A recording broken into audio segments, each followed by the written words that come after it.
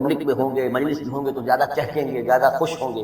کچھ لوگ برعکس مزاج کے ہوتے ہیں، وہ درومبین قسم کے لوگ ہوتے ہیں، انٹروورٹس۔ وہ اپنے خیالات ہی میں مگن رہتے ہیں، غور و فکر کرتے ہیں، سوچ وچار کرتے ہیں، انہیں تنہائی زیادہ پسند ہوتی ہے، تنہائی میں وہ زیادہ خوش ہیں۔ تو یہ ایکسٹروورٹس اور انٹروورٹس دو مزاج ہیں بنیادی طور پر، اللہ تعالیٰ نے بنائے ہیں مختلف مزاج کے۔ اور ایک ہوتی ہے تیسری ایک کیفیت، اس میں یہ دونوں چیزیں بڑے توازن کے ساتھ ہیں، ایمبیورٹ۔ یہ بہت شاذ ہوتا ہے، بہت شاذ، بہت کم لوگ ہوتے ہیں دنیا میں کہ جو واقعی اس میں توازن قائم کر سکتے ہیں، یا ادھر کا رجحان ہوگا یا ادھر کا رجحان ہوگا۔ تو جو یہ انٹروورٹس ہوتے ہیں جو غور و فکر کرتے رہتے ہیں، ان کے اندر جو ہے وہ یوں سمجھیے کہ فطرت کی جو اصل حقائق ہیں وہ کچھ زیادہ محفوظ رہتے ہیں ان کے غور و فکر کی وجہ۔ پھر وہ کائنات کے بارے میں بھی سوچتے ہیں، اس کائنات کی تمام آیات الہیہ بھی گویا کہ ان سے ہم کلام ہوتی ہیں، اشارے کرتے ہیں۔ یہ وہ لوگ ہوتے ہیں کہ جن تک گویا کہ وہ حقائق از خود روشن ہو چکے ہوتے ہیں ان تک، کہ جیسے ہم نے سورہ فاتحہ پڑھتے ہوئے کہا کہ کچھ لوگ ہوتے ہیں اپنی فطرت سلیمہ اور عقل سلیم کی رہنمائی میں یہاں تک تو پہنچ گئے کہ اللہ کو پہچان لیا، آخرت کو پہچان لیا، یہ بھی سمجھ لیا کہ اللہ ہی کی بندگی کرنی چاہیے، کیسے کریں یہ پتہ نہیں، اہدنا الصراط المستقیم۔ اب وہ راستہ مانگتے ہیں کہ ہمیں راستہ بتا۔ یہ صدیقین ہوتے ہیں، اور ان کی شان یہ ہوتی ہے کہ جیسے ہی کسی نبی کی دعوت ان کے کان میں آتی ہے وہ ایسے لپک کر قبول کرتے ہیں کہ گویا کہ منتظر بیٹھے تھے، جیسے کوئی شخص وضو کر کے بیٹھا ہوا کہ بس اذان کی آواز آ میں چلوں، اتنا ہی ہوتا ہے۔ اسی لیے حضور نے فرمایا ابو بکر رضی اللہ تعالیٰ عنہ کے بارے میں کہ میں نے جس کے سامنے بھی ایمان کی دعوت پیش کی اس نے کچھ نہ کچھ توقف ضرور کیا، سوائے ابو بکر، ایک لفظ لہجے کا توقف، گویا کہ وہ تو تیار بیٹھے ہیں۔ البتہ جو ایکسٹروورٹس ہوتے ہیں وہ چونکہ ان کی توجہ نہیں ہوتی حقائق کی طرف، وہ دنیا میں مگن ہے، کھیل کود میں ہے، شکار میں ہے، کشتیوں میں ہے، ہنسی مذاق میں ہے، گفتگو میں لگے ہوئے ہیں، تو انہیں کچھ زیادہ غور و فکر کی ان کے اندر جو ہے طبیعت کے اندر میلان نہیں ہوتا اس کا، لہذا انہیں دیر لگ جاتی ہے نبی کی دعوت کو سمجھنے میں، اس کی طرف متوجہ۔ لیکن یہ ہے کہ جب ان کا توجہ ہو جاتی ہوتی بھی آپ میں جذباتی انداز میں ہوتی، لیکن جب ان کی توجہ ہو جائے جذباتی انداز میں تو پھر یہ ہے کہ وہ چونکہ ہوتے ہیں ایکٹیو زیادہ ہوتے ہیں، لہذا وہ اپنی فعالیت کی وجہ سے آگے نکل جاتے ہیں، بظاہر وہ صدیقین سے آگے نکل جائیں گے فعالیت کی وجہ سے، اس لیے کہ وہ فعال زیادہ ہے۔ اب اس کی مثال حضرت عمر ہے، حضرت حمزہ رضی اللہ تعالیٰ عنہ، 6 سال لگ گئے۔ حضرت عمر کے بارے میں آپ کہہ سکتے ہیں کہ سب کوئی گھرانہ مختلف تھا، وہ بنو عدی میں سے تھے، حضور بنو ہاشم میں سے تھے، لیکن حضرت حمزہ کو کیوں دیر لگی؟ 6 سال، سگے چچا ہیں، دودھ شریک بھائی ہیں، ساتھ کے کھیلے ہم جوڑی ہیں، نہایت محبت کرنے والے حضور سے، اور اسی کیفیت کے اندر وہ ایمان لائے ہیں۔ ایک روز آئے باہر سے، شکار کھیل کر آ رہے تھے، کئی دن باہر رہے تھے، واپس آئے تو ابھی گھر میں داخل نہیں ہوئے تھے، لونی نے کہا کہ آج تو ابو جہل نے بڑی گستاخی کی ہے آپ کے بچے کے ساتھ، اور بس یہ سنتے ہی آگ بگولا ہو کر گئے، کمان جا کے ماری ابو جہل کے سر میں کہ تم نے یہ کیا ہے، اور اسی وقت کہا اچھا میں اس پر ایمان لایا، کرو مقابلہ۔ یہ ان کے ایمان کا معاملہ۔ تو یہ حمزہ ہے، اس طرح حضرت عمر ہے، چلے تھے حضور کو قتل کرنے کے ارادے سے، لیکن اپنی بہن کے اندر جو دیکھی اس کے اندر یہ کہاں سے اتنی استقامت آ گئی کہ بھائی جان چاہے آپ ہمیں قتل کر دیں، جان سے مار دیں، لیکن اب یہ جو دین ہم نے قبول کیا ہے، بہنوئی کو تو مار مار کے لہو لہان کر دیا تھا، صحیح نہیں، بہن کو بھی مارا، لیکن پھر اچانک بدل گئے۔ پھر وہی عمر جو ہے جو تلوار ننگی لے کے چلا تھا قتل کرنے کے ارادے سے، گردن میں تلوار ہمائی کی وجہ سے غلام ہوتے ہیں، ان کے ہاں غلاموں کا رواج یہ تھا، ان کی گردن تلواریں گردنوں میں ہمائی ہوئی، وہ آ رہا ہے آپ کو ایمان رہا۔ یہ ہے شہداء، صدیقین اور شہداء۔ تو اب مزاج جو ہے انبیاء میں بھی آپ کو ملے گا، کچھ لوگوں کا مزاج شہداء سے مناسبت ہے۔ حضرت اسماعیل کا آپ نے سنا ہوگا، یہ واقعات قصوں میں آتے ہیں، وہ شکار جیسے کہ حضرت حمزہ کی کیفیت ہے، وہ نکل جاتے تھے، حضرت ابراہیم 2 مرتبہ گئے ہیں، ملاقات ہی نہیں ہوئی، اس لیے کہ وہ اپنے شکار پر نکلے ہوئے۔ اس طرح کا معاملہ حضرت اسماعیل کا تھا۔ حضرت موسیٰ بھی جلالی مزاج کے آدمی تھے، ایک آدمی کو مکہ مارا ہے، اس کی جان نکال دی۔ حضرت ابراہیم وہ دوسری قسم، وہ صدیق النبی، ان کے مزاج جو ہے وہ اس نوعیت کا صدیقیت کے ساتھ مناسبت رکھنے والا۔ تو نبوت تو ان کو بھی ملی، نبوت ان کو بھی ملی، لیکن مزاجی فرق کی وجہ سے ایک صدیق نبی ہے اور ایک رسول، اس لیے کہ رسول کے ساتھ جو لفظ مناسبت رکھتا ہے وہ شہادت ہے، تمام رسول شاہد بنا کر بھیجے۔ یہ جو کار رسالت ہے، تبلیغ اور اتمام حجت، اس کے اندر تو عمل کا پہلو زیادہ ہے، اور اس میں پھر شہداء زیادہ نمایاں ہوتے ہیں۔ تو رسولوں کو ہے یہ یا ایھا النبی انا ارسلناک شاہدا ومبشرا ونذیرا وداعیا الی اللہ باذنہ وسراجا منیرا، اور جیسے کہ ہم نے پڑھا وکیف اذا جئنا من کل امۃ بشہید، تو رسولوں کے ساتھ مناسبت لفظ کی جو ہے وہ شہادت ہے۔ تو گویا کہ شہداء کا مزاج رکھنے والے جو نبی ملے وہ رسول نبی، اور صدیقیت کا مزاج رکھنے والے جن کو نبوت مل گئی وہ صدیق۔ تو حضرت ابراہیم انہ کان صدیقا نبیا، وہ تو ہم پڑھ چکے تھے، اب آگے چلیں۔ ابھی اس موضوع پر مزید گفتگو سورہ حدید میں چل کر ہوگی۔ اولئک ھم الصدیقون والشہداء عند ربہم، اس کے جو دوسرے رکوع کے آخر میں آیت آئی ہے، تو وہاں جا کر انشاءاللہ اس کی تفصیل مزید۔ واذکر فی الکتاب موسیٰ، اور کتاب میں تذکرہ کیجیے موسیٰ کا، انہ کان مخلصا، یقیناً ہم نے اسے خاص اپنا بنا لیا تھا۔ اس کی تفسیر آگے آ جائے گی سورہ طٰہٰ کے اندر۔ وکان رسولا نبیا، اور وہ رسول نبی تھے۔ ونادیناہ من جانب الطور الایمن، اور ہم نے اس کو پکارا، اس سے بات کی، اس کو بلایا طور پہاڑ کے داہنی جانب سے، وقربناہ نجیا، اسے قریب ہم نے بلایا سرگوشی کے لیے، ووهبنا له من رحمتنا اخاہ ہارون نبیا، اور ہم نے اسے اپنی رحمت سے اس کو یہ مقام بھی عطا کیا کہ اس کے بھائی ہارون کو بھی نبوت عطا کر دی۔ یہ درخواست کی تھی حضرت موسیٰ علیہ السلام نے، وہ اگلی صورت میں آ جائے گا۔ وَاذْكُرْ فِي الْكِتَابِ اسماعیل، اور ترا تذکرہ کیجئے کتاب میں اسماعیل کا بھی، انه كان صادق الوعد، یقیناً وہ بڑے وعدے کے سچے تھے۔ اور خاص طور پر اشارہ ہو رہا ہے اتنا بڑا وعدہ جو حضرت ابراہیم سے اپنے والد سے انہوں نے کیا تھا کہ یا ابت افعل ما تؤمر ستجدنی ان شاء اللہ صابرا، ابا جان کر گزریے جو بھی آپ کو اللہ کی طرف سے حکم آ رہا ہے، مجھے ذبح کرنے کا حکم ذبح کر دیجیے، انشاءاللہ آپ مجھے ثابت پائیں گے۔ تو آخری وقت تک انہوں نے اپنے اس وعدے کو نبھایا اور گردن جو ہے رکھ دی کہ چلائیے چھٹی۔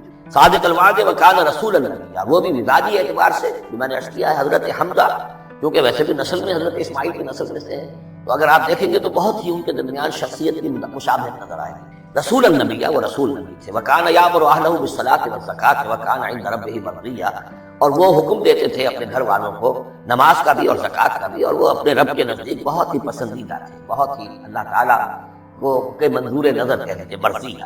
وَاذْكُرْ فِي الْكِتَابِ ادریس، اور تذکرہ کیجئے کتاب میں ادریس کا بھی۔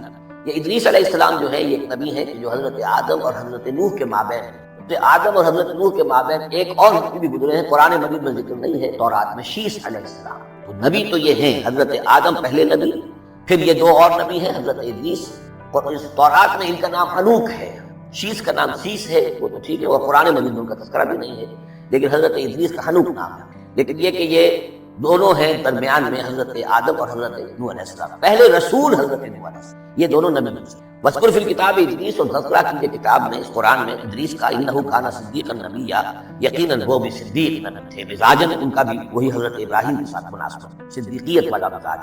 وَرَفَعْنَاهُ مَكَانًا عَلِيًّا، اور ہم نے انہیں اٹھایا تھا بہت بلند مقام تک۔ اب یہ اٹھانا جو ہے ویسے تو بعض لوگوں کا خیال ہے کہ شاید وہ بھی حضرت عیسیٰ علیہ السلام کی طرح رفع سماوی ان کی ہوئی ہے، چوتھے آسمان میں حضور کی ان سے ملاقات ہوئی ہے شب معراج میں، لیکن ایک مفہوم اس کا یہ بھی ہے کہ اونچا مقام دینا، بلند مقام دینا، اس لیے کہ یہاں الہ نہیں ہے، وہاں جو ہے وہ رافع کا الیہ، جہاں کہا گیا حضرت عیسیٰ کے بارے میں تمہیں اٹھانے والا ہوں اپنی طرف، تو اس سے مفہوم جو ہے بہت معین ہو جاتا ہے، یہاں ضروری نہیں ہے کہ وہ مفہوم۔ اولئک الذین انعم اللہ علیہم، دیکھیے وہی لفظ آ گیا، یہ ہیں وہ لوگ جن پر انعام فرمایا ہے اللہ نے، من النبیین، انبیاء میں سے۔ اب کیونکہ منعم علیہم کے چار طبقات تھے، ان میں سے یہ انبیاء کا تذکرہ ہو رہا ہے سب کا۔ من النبیین، من ذریۃ آدم، اولاد آدم میں سے، وممن حملنا مع نوح، اور پھر بعد ان میں سے ان کی نسل جنہیں ہم نے نوح کے ساتھ اس کشتی میں سوار کرایا، ومن ذریۃ ابراہیم، اور پھر ذریۃ ابراہیم میں سے ہیں، ان کی اولاد سے، واسرائیل، اور حضرت یعقوب کی نسل سے ہیں، وممن ہدینا واجتبینا، اور جنہیں کہ ہم نے ہدایت دی اور جنہیں ہم نے چن لیا، پسند کر لیا۔ اذا تتلی علیہم آیات الرحمن، ان کی کیفیت یہ ہوتی تھی کہ جب رحمان کی آیات ان کو پڑھ کر سنائی جاتی تھی، خروا سجدا وبکیا، تو وہ گر پڑتے تھے اللہ کی جناب میں سجدہ کرتے ہوئے روتے۔ فخلف من بعدہم خلف، پھر ان کی جگہ پر بعد میں آ گئے، ان کے جانشین ہوئے، ان کے وارث ہوئے ایسے ناخلف لوگ۔ یہ خلف کا لفظ جب آتا ہے لام کی جزم کے ساتھ، تو ناخلف یعنی ایسے لوگ کہ جو اپنے اسلاف کے کردار اور ان کی بزرگی جو ہے اس کو برباد کرنے والے، تباہ کرنے والے، ان کی نیک نامی کو بٹا لگانے والے ناخلف۔ فخلف من بعدہم خلف، پھر ان کی اولاد میں سے ایسے ناخلف بھی پیدا ہوئے، اضاعوا الصلاۃ، جنہوں نے نماز کو تو ضائع کر دیا، واتبعوا الشہوات، اور خواہشات کی پیروی کی، شہوات، خواہشات، جذبات، فسوف یلقون غیا، تو ان قریب ان کی ملاقات ہو جائے گی گمراہی کے ساتھ، یعنی گمراہی کا جو انجام ہے یہ اس سے دوچار ہو جائے۔ الا من تاب وآمن وعمل صالحا، سوائے اس کے کہ جو توبہ کریں اور ایمان لائیں اور نیک عمل کریں، فاولئک يدخلون الجنہ، وہ لوگ جنت میں داخل ہوں گے، ولا یظلمون شیئا، اور ان پر قطعاً کوئی ظلم نہیں کیا جائے گا، ان کا کوئی حق تلفی نہیں کی جائے گی، ان کے پورے اعمال کا انہیں بدلہ مل جائے گا۔ جنات عدن التی وعد الرحمن وعبادہ بالغیب، یعنی ان کو کیا ملے گا؟ وہ باغات، ریزیڈینشل گارڈن، بسنے والے باغات، رہنے والے باغات، جن کا کہ وعدہ کیا تھا رحمان نے اپنے بندوں سے غیب میں، یعنی ظاہر بات ہے قرآن مجید میں وعدہ ہو رہا ہے، تو اب نہ وہ جنت ہمارے سامنے ہے، نہ خود اللہ تعالیٰ جو ہے روح ہمارے سامنے ہے، ہم ایمان لا رہے ہیں اس پر غیب، یؤمنون بالغیب۔ انہ کان وعدہ ماتیا، یقیناً اس کا وعدہ جو ہے وہ تو پورا ہونے والا ہی ہے، اس کو تو وقت پر پہنچنا ہی ہے، اب وہ اپنی جگہ پر پختہ ثابت ہوگا۔ لا یسمعون فیہا لغوا الا سلاما، وہ نہیں سنیں گے اس میں کوئی لغو بات، بس صرف سلام ہی سلام، ہر طرف سے فرشتے آ رہے ہیں سلام، قیلا سلاما سلاما۔ وَلَهُمْ رِزْقُهُمْ فِيهَا بُكْرَةً وَعَشِيًّا، اور ان کے لیے ان کا رزق ہوگا اس میں صبح بھی اور شام بھی۔ تلک الجنت التی نورث من عبادنا من کان تقیا، یہ ہے وہ جنت جس کے وارث بنائیں گے ہم اپنے بندوں میں سے ان کو کہ جو متقی ہوں گے، خدا ترس ہوں گے، اللہ سے ڈرنے والے ہوں گے۔ وما نتنزل الا بامر ربک، اور اے نبی ہم نہیں نازل ہوتے مگر آپ کے رب کے حکم سے۔ لہ ما بین ایدینا وما خلفنا وما بین ذلک وما کان ربک نسیا، اسی کے اختیار میں ہے جو کچھ ہمارے سامنے ہے اور جو کچھ ہمارے پیچھے ہے اور جو ان دونوں کے مابین ہے، اور اے نبی آپ کا رب بھولنے والا نہیں ہے۔ یہ بہت اہم مضمون ہے، اور در حقیقت ایک مضمون کا یوں سمجھیے کہ سلسلہ شروع ہو رہا ہے جس کی پہلی کڑی یہ ہے۔ اس کو یوں سمجھیے کہ حضور صلی اللہ علیہ وسلم کو جو قرآن مجید سے شغف تھا، محبت تھی، شوق تھا آپ کا، تو جو وقفہ پڑ جاتا تھا وہی میں، وہ آپ پر بڑا شاق لگتا تھا۔ آپ چاہتے تھے کہ وہی جلدی جلدی آئے تاکہ آپ اس سے اور اپنے وجود پرنور کو مزید منور کریں۔ آپ جو ہے قرآن مجید سے جو آپ کو عشق تھا اس کی بنا پر اس میں آپ کو اجرت رہتی تھی کہ جلدی آئے قرآن۔ اس حوالے سے آپ نے حضرت جبرائیل سے شکوہ کیا کہ آپ وقفے وقفے سے آتے ہیں، انتظار کرتے رہتے ہیں۔ اس کا یہ جواب ہے یہاں، وما نتنزل الا بامر ربک، اے نبی ہم اپنی مرضی سے نہیں نازل ہوتے، ہم نہیں نازل ہوتے مگر آپ کے رب کے۔ لہو ما بین ایدینا، یہ بہت ہی یوں سمجھیے کہ گہرے الفاظ ہیں۔ لہو ما بین ایدینا وما خلفنا، جو ہمارے آگے ہے اس کا اختیار بھی اللہ ہی کا ہے، جو ہمارے پیچھے ہے اس کا اختیار بھی اللہ ہی کا ہے۔ وما بینہما وما بین ذالک، آگے اور پیچھے کے مابین کون ہے پھر؟ ہم، میں، میرا وجود، میرے آگے میرے پیچھے، اور ان دونوں کے درمیان کون ہے؟ میں گویا کہ بالکلیہ اللہ تعالیٰ کے حکم کے تابع۔ فرشتے کی یہی شان ہے کہ فرشتہ جو ہے یفعلون ما یؤمرون، جو حکم ملتا ہے، لا یعصون اللہ ما امرهم، ان کا معاملہ یہ ہے کہ جو بھی اللہ کا حکم ہے گویا کہ وہ تو اس سے سرکابی نہیں کرتے، سرے منہ میں فرماتے۔ وما نتنزل الا بامر ربک، ہم نہیں اترتے یا اتر سکتے مگر آپ کے رب کے حکم سے، جب اسی کی مصلحت اور اسی کی مشیت ہوتی ہے وہ وہی دے کے ہمیں بھیجتا ہے۔ لہ ما بین ایدینا وما خلفنا وما بین ذلک وما کان ربک نسیا، اور اے نبی یہ جو کچھ تاخیر ہو جاتی ہے کسی بھول کی وجہ سے نہیں ہے کہ اللہ کو کوئی نسیان لائق ہو گیا ہے تو تھوڑی دیر کے لیے توجہ کہیں اور ہو گئی ہے، معاذ اللہ، تیرا رب جو ہے بھولنے والا نہیں ہے، بلکہ یہ حکمت اللہ تعالیٰ کی مشیت بھی ہے۔ کذالک لنثبت بہ فؤادک رتل اللہ ترتیلا، جو ہم پڑھ چکے سورہ بنی اسرائیل میں بھی، وقرآنا فرقناہ لتقرأہ علی الناس علی مکث ونزلناہ تنزیلا، یہ ہماری حکمت ہے کہ ذرا وقفے وقفے سے آپ یہ قرآن لوگوں کو پڑھنا سنائیں۔ رب السماوات والارض، وہ رب ہے آسمانوں کا اور زمین کا، وما بینہما، اور جو ان دونوں کے مابین ہے، فاعبدہ، بس اسی کی بندگی اور پرستش کیجیے، واصطبر علیہ لعبادتہ، اور اس کی عبادت کے اوپر پوری طرح جمے رہیے، سمجھ۔ هل تعلم له سمیا، تو کیا تم جانتے ہو کہ اس کی سی شان کا کوئی اور بھی کوئی اور ہستی ہے؟ ظاہر بات ہے جو شان اللہ کی ہے اس کی سی شان رکھنے والی کوئی اور ہستی کائنات میں مطلوب۔ وَيَقُولُ الْإِنسَانُ وَإِذَا مَا مِتُّ لَسَوْفَ أُخْرَجُ حَيًّا، اور یہ انسان کہتا ہے حیران ہو کر، کیا میں جب مر جاؤں گا تو پھر مجھے زندہ کر کے اٹھا لیا جائے گا؟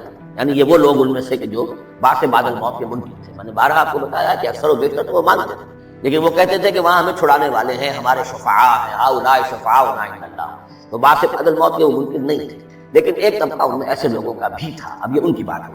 وَيَقُولُ الْإِنسَانُ وَإِذَا مَا مِتُّ لَسَوْفَ أُخْرَجُ حَيًّا، جب میں مر جاؤں گا پھر مجھے دوبارہ اٹھا لیا جائے گا اور نکال دیا جائے گا۔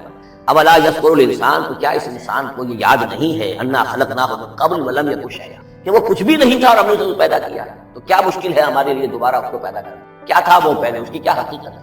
یعنی جہاں سے ہم اپنے آپ کو جانتے ہیں وہ بھی ظاہر بات ہے کہ ایک نطفہ ایک ہے، اس سے ہمارا آغاز ہوا، یہ تو سب جانتے ہیں۔ اس سے اللہ تعالیٰ نے اگر انسان بنا دیا ہے تو کیا اللہ تعالیٰ دوبارہ تمہیں پیدا نہیں کر سکتا؟ فَوَرَبِّكَ، تو قسم ہے تیرے رب کی، لَنَحْشُرَنَّهُمْ وَالشَّيَاطِينَ، ہم جمع کریں گے ان سب کو بھی اور تمام شیطانوں کو، ثُمَّ لَنُحْضِرَنَّهُمْ حَوْلَ جَهَنَّمَ جِثِيًّا، اور پھر ہم سب کو جمع کر دیں گے جہنم کی گرد کہ یہ اپنے گھٹنوں کے بل گرے ہوئے۔ ثُمَّ لَنَنزِعَنَّ مِن كُلِّ شِيَّةٍ أَيُّهُمْ أَشَدُّ عَلَى الرَّحْمَٰنِ عِتِيًّا، پھر ہم ہر گروہ میں سے، ہر قوم میں سے پھر نکالیں گے کون ہے وہ جو سب سے زیادہ اکڑنے والے تھے رحمان کے مقابلے میں۔ بلاؤ ادھر سے ابو جہل کو اور بلاؤ ادھر سے عقبہ ابن ابی معیط کو، ہر گروہ میں سے جو سب سے زیادہ اللہ کا کی اس کے ساتھ گستاخی کرنے والا اور سب سے زیادہ تکبر کرنے والا تھا، پھر اس کو آگے نکال کر نمایاں کیا جائے گا۔ ثم لنحن اعلم بالذین هم اولی بها صلیہ، پھر ہم خوب جانتے ہیں ان لوگوں کو کہ جو بہت زیادہ قابل ہوں گے اور سب سے پہلے داخل ہونے والے ہوں گے اس جہنم کے اندر۔ وَإِن مِّنكُمْ إِلَّا وَارِدُهَا كَانَ عَلَىٰ رَبِّكَ حَتْمًا مَّقْضِيًّا، اور تم میں سے کوئی بھی نہیں ہے مگر یہ کہ اسے ایک مرتبہ جہنم پر آنا ہوگا، یہ فیصلہ ہے تیرے رب کا حتمی، طے شدہ، حتماً مقضیہ۔ اس کا جو مفہوم سمجھا گیا ہے میں اسے اتفاق کرتا ہوں کہ اصل میں وہ پل صراط جس کا تذکرہ جو ہے آئے گا سورہ حدید میں بھی اور پھر سورہ تحریم میں بھی، جس کو ہم پل صراط کہتے ہیں، صراط ہے وہ یہی صراط مستقیم جس پر ہم چل رہے ہیں، یہ عالم برزخ کے اندر جا کر اور قیامت کے دن جو ہے یہی پل صراط بن جائے گا، اور یہ جہنم کے اوپر گویا کہ اس پر سے گزر کر لوگ داخل ہوں گے جنت کے اندر، تاکہ مشاہدہ کر لیں کہ اللہ تعالیٰ نے کس چیز سے ہمیں بچایا ہے۔ اور وہاں پر جو جہنمی ہیں وہ ٹھوکریں کھا کھا کر اس میں گرتے جائیں گے، کیونکہ ان کے پاس روشنی نہیں ہوگی۔ یہ مضمون جو ہے کھل کر آئے گا سورہ حدید میں اور سورہ تحریم میں۔ تو یہ فرمایا کہ آنا تو ہر ایک کو پڑے گا، ہر انسان کا گزر اس پر ہوگا، تاکہ اور اس میں یہ کہ یقیناً جو بچا لیے جائیں گے ان کے دل میں کس قدر اللہ تعالیٰ کی کہ اس رحمت کا اور مغفرت کی قدر کتنی ہوگی کہ اللہ نے ہمیں کس انجام سے بچایا ہے۔ وَإِن مِّنكُمْ إِلَّا وَارِدُهَا كَانَ عَلَىٰ رَبِّكَ حَتْمًا مَّقْضِيًّا ثُمَّ نُنَجِّي الَّذِينَ اتَّقَوْا، پھر وہاں سے ہم نجات دے دیں گے، بچا کر دے جائیں گے ان لوگوں کو جنہوں نے کہ تقویٰ کی روش اختیار کی تھی دنیا میں۔ وَنَذَرُ الظَّالِمِينَ فِيهَا جِثِيًّا، اور چھوڑ دیں گے ظالموں کو اسی میں پڑے ہوئے، وہ وہاں پر پڑے جائیں گے، گرتے جائیں گے، اور اہل ایمان اور اہل تقویٰ نکل جائیں گے۔ وَإِذَا تُتْلَىٰ عَلَيْهِمْ آيَاتُنَا بَيِّنَاتٍ، اور جب انہیں ہماری روشن آیات پڑھ کر سنائی جاتی ہیں، قَالَ الَّذِينَ كَفَرُوا لِلَّذِينَ آمَنُوا، تو کہتے ہیں یہ کافر لوگ اہل ایمان سے، اَيُّ الْفَرِيقَيْنِ خَيْرٌ مَّقَامًا وَأَحْسَنُ نَدِيًّا، دونوں جماعتوں میں سے، دونوں گروہوں میں سے کن کے مکان و مقام بہتر ہیں اور کن کی منزل بہت اچھی ہے۔ یعنی اے مسلمانوں دیکھو، تم اور تمہارے رسول محمد صلی اللہ علیہ وسلم اور ان کے گرد جو لوگ بیٹھے ہوتے ہیں، نہ ان کے پاس دنیاوی دولت ہے، نہ حیثیت ہے، نہ وجاہت ہے، ایک ہم ہیں۔ دیکھو ذرا ابو جہل کی مجلس جا کے دیکھو کتنی آباد ہے، بڑے بڑے چودھری لوگ آ کر اس کے پاس بیٹھتے ہیں۔ ذرا کہیں جا کر ولید بن مغیرہ کی چوپال دیکھو، اس کی چوپال جو ہے اس کی کیا شان ہے۔ یہ وہی بات جو کہ ہم سورہ کہف میں پڑھائے ہیں، جو دو افراد کے مابین مکالمہ ہوا تھا کہ جس نے کہا تھا کہ میرے پاس مال زیادہ ہے، انا اکثر منک مالا واعز نفرا، اسی طرح انہوں نے کہا کہ ای الفریقین خیر مقاما واحسن ندیا۔ یہ دو گروہ دیکھ لو تمہارے سامنے ہیں، ایک معلوم ہوتا ہے کہ مفلس ہیں، خلاش ہیں، غلام لوگ ہیں، ان کے ساتھ بیٹھے ہوئے ہیں، بلال بیٹھا ہوا ہے وہاں، وہ ابو فقی بیٹھا ہوا ہے، یہ جو عمار ہے اور یہ فلاں ہے اور یہ یاسر ہیں، یہ لوگ ادھر جا کر دیکھو وہ کتنی سج دھج کے ساتھ، شان و شوکت کے ساتھ ان کی محفلیں ہیں، کیا کچھ ساز و سامان ہے، کیسے قالین بچھے ہوئے ہیں۔ ای الفریقین خیر مقاما واحسن ندیا وکم اہلکنا قبلہم من قرن، اور ہم نے ان سے پہلے کتنی ہی قوموں کو ہلاک کیا ہے، ہم احسن اساسا وریا، وہ ان سے بھی کہیں بڑھ کر تھے اپنے اساس البیت، اساس جس کو ہم اثاثہ کہتے ہیں، ساز و سامان میں اور نام و نمود میں، شان و شوکت ریا، ان کی شان و شوکت ان سے بھی کہیں بڑھ کر تھی، اور وہ ہلاک ہوئے۔ قوم عاد اور قوم ثمود یہ سب کا، اور قوم شعیب۔ قل من کان فی الضلالۃ فلیمدد لہ الرحمن مدا، اے نبی ان سے کہہ دیجئے جو شخص بھی ضلالت میں، گمراہی میں ہے، تو اللہ کا یہ طریقہ ہے، قاعدہ ہے کہ اللہ تعالیٰ اسے پھر اور ڈھیل دیتا ہے، رسی دراز کرتا ہے، اس کو اور نعمتیں دے دیتا ہے۔ حتیٰ اذا رأوا ما یوعدون، یہاں تک کہ جب اچانک وہ وقت آ جائے گا کہ جس کے ان کو دھمکی دی جا رہی ہے، اما العذاب و اما الساعہ، یا تو دنیا میں عذاب آ جائے، عذاب ہلاکت، عذاب استحصال، یا قیامت، فسیعلمون، تب وہ جان لیں گے، من ہوا شر مکانا واضح جندا، کہ کون ہے جو اپنے مقام و مرتبے کے اعتبار سے بدتر ہے، اور کون ہے کہ جو لشکر اور اپنے لاؤ لشکر کے اعتبار سے کمزور تر ہے۔ اس وقت پتہ چلے گا کہ محمد زیادہ طاقتور تھے صلی اللہ علیہ وسلم، یا ابو جہل زیادہ طاقتور تھا۔ آخرت میں جا کر حقیقت کھل جائے گی۔ اس وقت تو یہ ایک سراب ہے، نظر آ رہا ہے، ڈرامہ ہے، کھیل ہو رہا ہے، حقیقت جو ہوگی وہ منکشف ہو جائے گی اس میں۔ وَيَزِيدُ اللَّهُ الَّذِينَ اهْتَدَوْا هُدًى، اور اللہ تعالیٰ ان لوگوں کی ہدایت میں اضافہ کرتا ہے جو ہدایت کی راہ اختیار کرے، اللہ بڑھاتا ہے ان لوگوں کو ہدایت میں کہ جنہوں نے ہدایت اختیار کی۔ والباقیات الصالحات خیر عند ربک ثوابا وخیر مردا، اور یقیناً نیک باقی رہنے والے تو وہ نیک عمل ہے، یہ مال و دولت باقی رہنے والا نہیں ہے، یہیں کی شے یہیں رہ جائے گی۔ باقیات الصالحات، بقا اگر ہے، دوام ہے انسان کے ساتھ، اس عالم آخرت میں جانے والی کوئی شے ہے تو باقیات الصالحات تو نیک کام ہے۔ خیر عند ربک ثوابا، وہ یقیناً تیرے رب کے نزدیک بہت بہتر ہے بدلے کے اعتبار سے بھی، وخیر مردا، اور اس اعتبار سے بھی کہ لوٹ کر جایا جائے ان کے پاس، جب ہم وہاں پہنچیں گے ہمیں اپنے اعمال جو ہے وہ منتظر ملیں گے، ان کی جزا، بلکہ یہ کہ کہا جائے گا یہ تمہارے اعمال ہی ہیں، ان کی شکل بدل گئی۔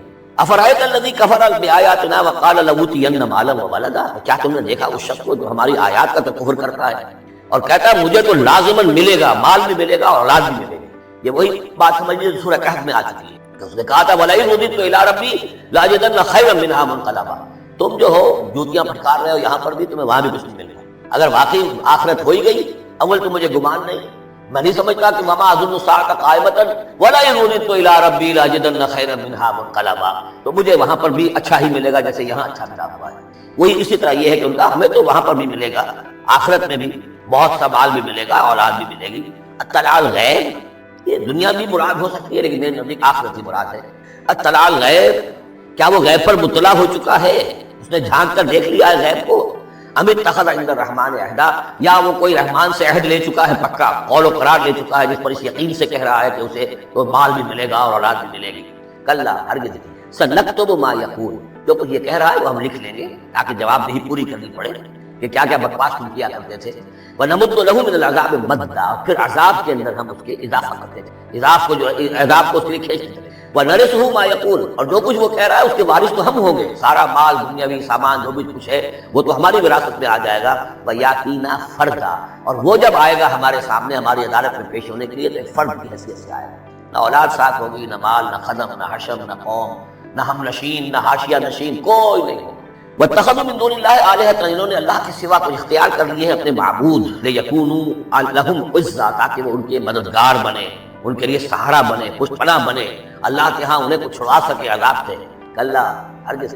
سَيَكْفُرُونَ بِعِبَادَتِهِ، وہ تو ان کی عبادت کا انکار کریں گے، جیسا کہ پہلے بھی آ چکا ہے. وہ فرشتے ہوں، اولیاء اللہ ہوں، انبیاء ہوں، حضرت عیسیٰ ہوں، شیخ عبد القادر جیلانی ہوں، کوئی بھی ہو، ان کا تو معاملہ تو کفر کرے گا. تم کیا کہہ رہے ہو؟ ہمیں تو معلوم ہی نہیں تھا کہ تم ہم سے دعائیں کرتے رہے، ہمیں سمجھتے رہے کہ ہم تمہیں چھڑا دیں گے.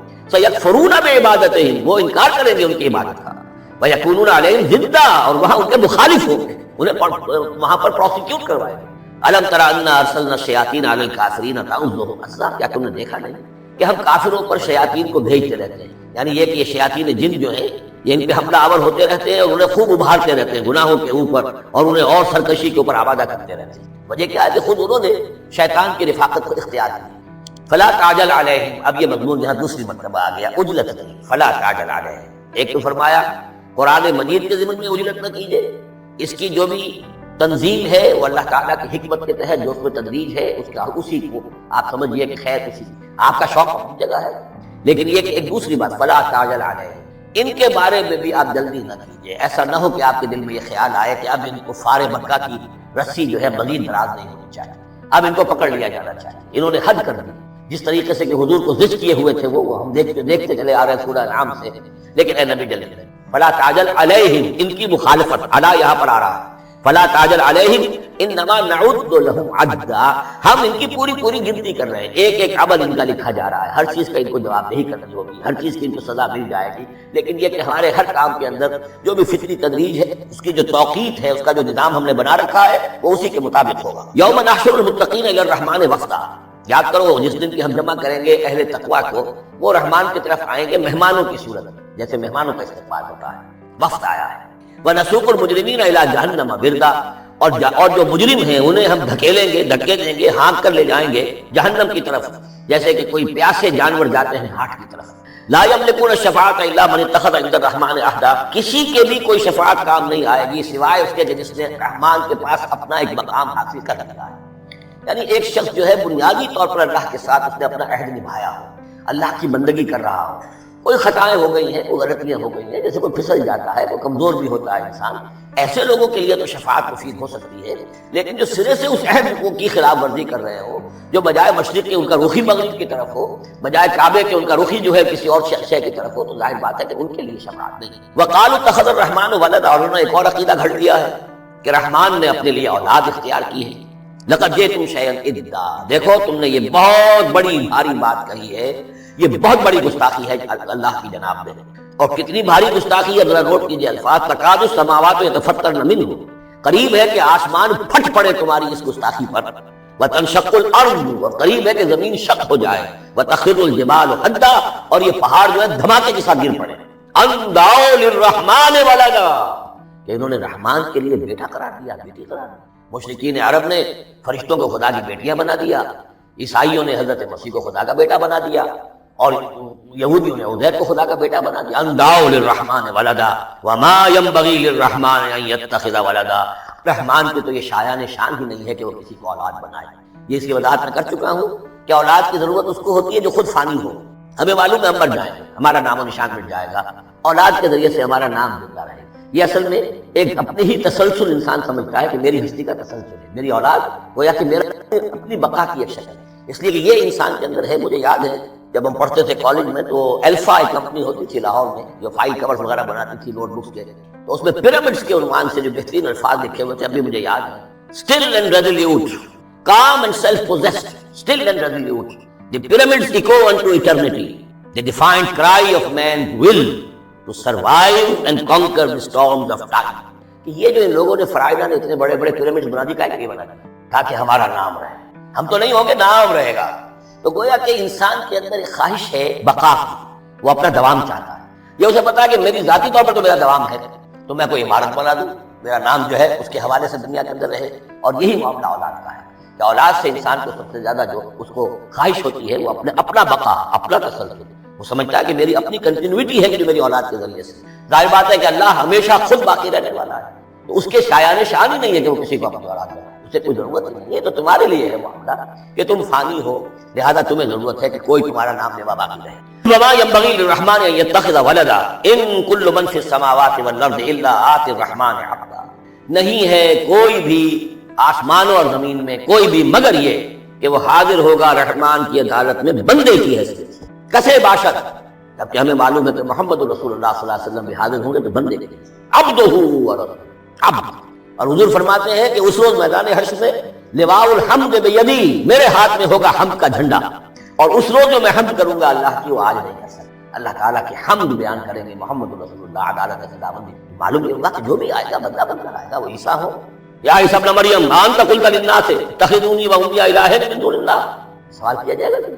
فرمایا کہ ان کل من فی السماوات والارض، یقیناً کوئی نہیں ہے آسمانوں اور زمین میں الا آتی الرحمن عبدا، مگر وہ رحمان کی خدمت میں آئے گا، حاضر ہوگا بندے کی.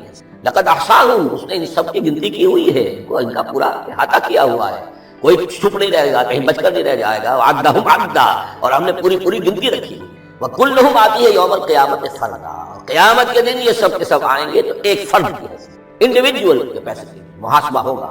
نہ ماں باپ ساتھ ہوں گے کوئی شفاعت کرنے کے لیے، کوئی گڑگڑانے کے لیے، نہ اولاد ہوگی، نہ شوہر کے ساتھ جوری ہوگی، نہ جورو کے ساتھ شوہر ہوگا.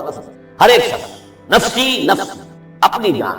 وکلہم آتی ہے یوم القیامت فردا. میری جو کتاب ہے سابقہ اور موجودہ مسلمان امتوں کا ماضی حال اور مستقبل، اس میں ایک چیپٹر ہے قرآن کا قانون عذاب، کہ عذاب جو قوموں کے اوپر آتا ہے وہ دنیا میں آتا ہے. آخرت کا عذاب جو ہے وہ افراد، محاسبہ اجتماعی جو ہوتا ہے وہ اللہ کا دنیا میں ہوتا ہے، لیکن آخرت کا حساب وہ جو ہے محاسبہ انفرادی.